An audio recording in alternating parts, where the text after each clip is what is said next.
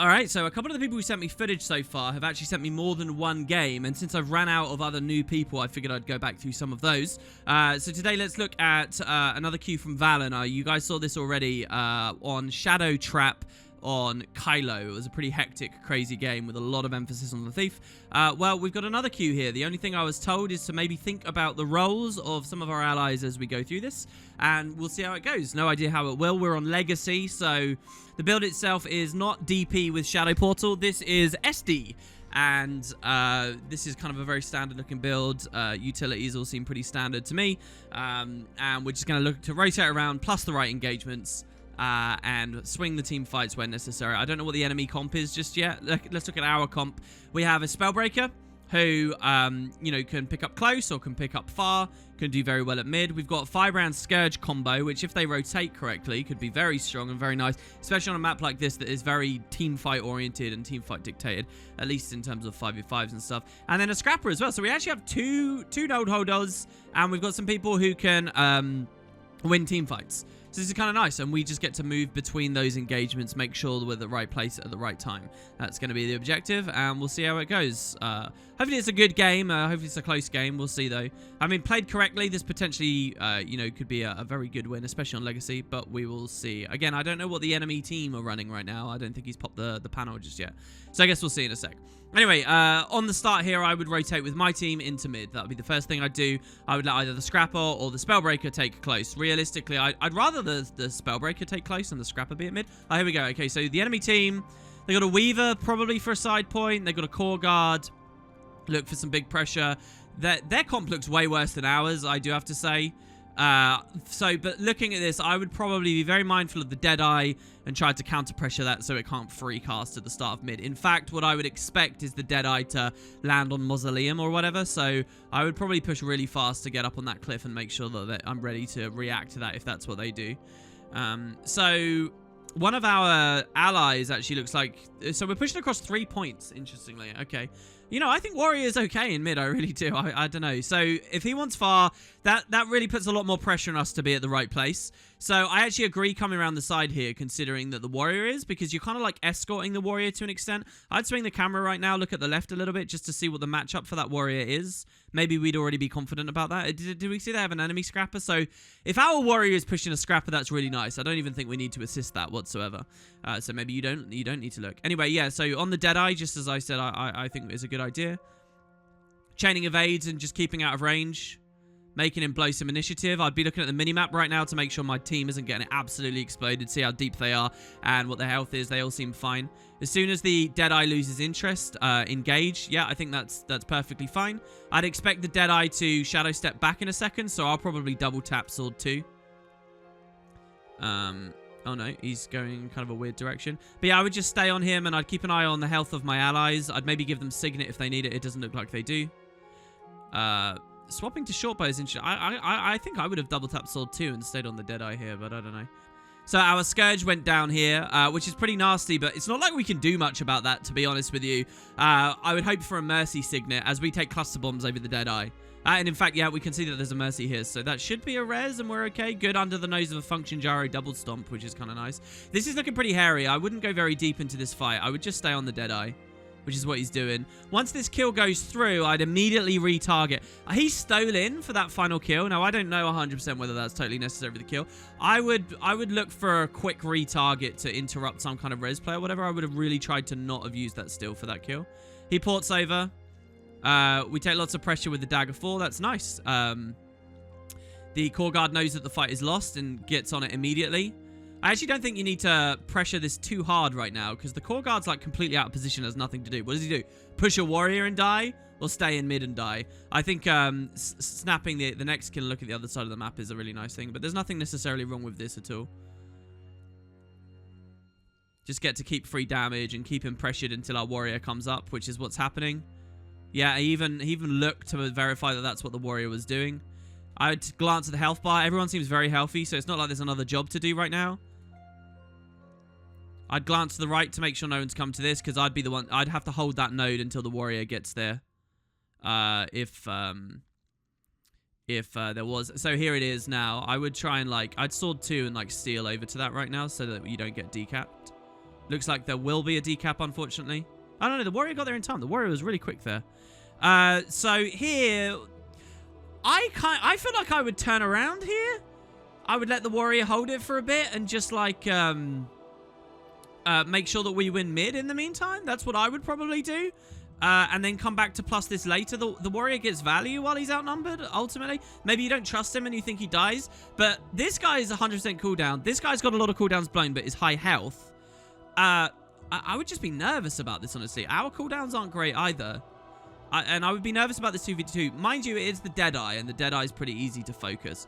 So actually, I haven't seen the Deadeye thing. Still got blinded, unfortunately. Just play nice and passive. I'd be very scared right now. I'd be very, very, very scared. The Deadeye and the Core Guard can just sort of turn around and unload a lot of pressure. We've now wiped in mid, which was our, you know, the alternate universe is to go to mid and let the warrior kite for a while. Got some really nice CCs and basically farming this Deadeye. This is really nice. It wasn't actually a no-scope, but it almost felt like a no-scope Dagger 4 there. Was kind of nice. Knew that it tracked to him, knew that he'd got the kill. I don't know whether I would cleave this. Can't you leave this? Can't you go to support the warrior right now? And just kill that already? Well, actually, to tell you the truth, no, cleaving this is probably a good idea because we've lost mid. So people could be coming from mid to res this right now. And I really want to swing the camera to the right to check that. And that's exactly what he did. It looked fine. It was a very quick camera swing. And another one as well. Now can hold on this. It's really unfortunate dodge time in there. They got the res. So, yeah, I don't know. Let's rewatch this. I don't know whether it's just a video file or what. But I want, like I said, there's a potential res on this because they won mid. And I want to look at the body. Now, he does look at it. And he swings for like a split second. You don't see anything there. So, fair enough. And then the next one, he does another. I mean, was this enough time to look? But he knows the risk, clearly. And there was no big tip-off. But this is now really punishing. So now with that res, it's time to leave. I would 100% leave. Or reflect the Deadeye and get another free kill on the Deadeye. Just stay on the Deadeye all game, I guess, maybe. It's not like you're near enough to the other point on the other side of the map that you can comfortably swing that. This warrior's having a hell of a time, though. And I feel like we've been a little bit low pressure. We kind of have to be based on our cooldowns right now. The warrior helps to secure the kill, so we can cleave this. Trying to delay the short bow as long as possible, I think, and wait for the res before the steal in. Steal into the Guardian is really nice as well, because it gives you follow-up CCs. The Guardian knows he can't res this. I would actually be tempted to not cleave that for a second, just in case this guy died, and then you can instant rally it. A really unfortunate re-engage with the sword 2 there into his F1 blind. That's really nasty. The Guardian pulled, I think. Thus, the Guardian could have killed the Thief here. If you guys have a look, the Thief's low, obviously. He goes into that really irritating F1, and then he gets binded, right? He dies to the bind. But then the Guardian pulls and turns the bind off. See that? Oh, actually, can you break it by ranging it? I don't think you can break it by ranging, can you? I think he just turned it off by double tapping, and I think it's because he was going for the pull on the warrior. This is a really hard fight right now, like really dangerous. Imagine a judge's intervention. So I agree with kiting and hiding here. Here, look, that was JI Sword 3. I don't think you can res this. I think it's time to leave. Oof, the Scrapper probably didn't have too much there. The Scrapper's probably going to function gyro that anyway. There's literally nothing you can do. To out-rotate that Scrapper and get this decap would be insane. I don't think you get the decap, so the re-engage very quickly and then going back onto the ledge is kind of nice. I don't want to re-engage onto the Core Guard. These evades are probably in case of the Core Guard, who's all the way over at the nodes. I think a little bit excessive because you kind of saw that the cross swords were there. That was a huge gap you were expecting of him. I don't really like re-engaging with this. I kind of just want to... Okay, so here's the mindset, right? The mindset now is that the warrior is dead. What you hope to do is hold players back here, and hopefully 2, right? Hopefully the Scrapper as well. The Scrapper can't leave mid, because the second the Scrapper leaves mid, you can decap it. So knowing that, you are one player holding 2, basically, here. So I like this, while the rest of your team takes the outnumbered win and swings across the map. So this is like, this is kind of the role of the Thief here at the moment, to keep that disadvantage for the enemy team in terms of numbers. So like here, you saw it. There was a beautiful like little moment where the Core Guard wants to leave. He knows he wants to leave, but the second that he leaves, the Thief just telegraphs a movement toward the node, and the Core Guard has to come back, right? Like, you guys can watch this. Like, everyone's playing at a good level here, right? Like, that he's forced to stay. The Core Guard can't win, but he's forced to stay, otherwise he gets neutralized. So this is kind of nice. And, you know, I don't like my team's rotations here. I think this is ugly, ugly, ugly. Like, what has happened here at close? Couldn't they just have come here and won the game for me? So this seems like a struggle right now. The self-res neutralize, that's nasty as all hell. But I don't think it's on the SD thief there. Now that everyone's rotating back into this kind of nasty... I would be on the node here instead of cleaving through that. I really want that decap. Yeah, he backpedaled for a sec. Well, but then there's a sword 2 back through. I mean, you might anticipate that this guy would just port onto you anyway and not let you take that decap. This is really, really frustrating. Like, it's a big investment to take the waterfall here, frankly. So we're now 3 capped again, but as long as we start scoring kills, it shouldn't be too bad. The Scrapper's counter to the Dagger Storm was really nice there. With this res having gone through, I don't believe in the 2v2. I'd want to leave. It looks like he is leaving. It's scary as well because you might get ported on. Withdraw forwards. A little bit of a clunky withdraw forwards, but nothing major. So, decap under the nose of the Deadeye. Or go more aggressive with the pressure. I mean, it depends how aware you think they are. I think that there might have been an opportunity there. But staying on this guy. This guy seems to have had a lot of, like, victory away from... now that he's not being pressured. So I kind of like the idea of returning to this and getting the Deadeye as much as possible. So right now we have a Firebrand with us, right? Who did just score a kill. Is he a hybrid Firebrand? So I think we're kind of forced to stay here and take this fight. And I think the reason for that is the Firebrand's just not going to be able to help you in any way otherwise. So, you know, you can't abandon this guy here. Your warriors managed to win this 1v1. Hold on. So, was this like an intelligent play we made here? No, our team just kind of all pushed far, so we had to rotate out, right? It wasn't like we left far knowing that the warrior had that for sure. It's just it was an overzerg if he'd stayed. So he's got to get this. This is kind of an ugly mid-fight, honestly. It's kind of annoying to have to fight on this big-ass node with absolutely no chance of a decap, and now even a Soul Beast has come in. We actually haven't seen the Soul Beast all game, and he's on 1 wolf pack, so this is a great target as well. I would start thinking about following that. This is a nice early rotation from the enemy team to make sure that he doesn't have an opportunity for the decap here. But the Scrapper manages to get it.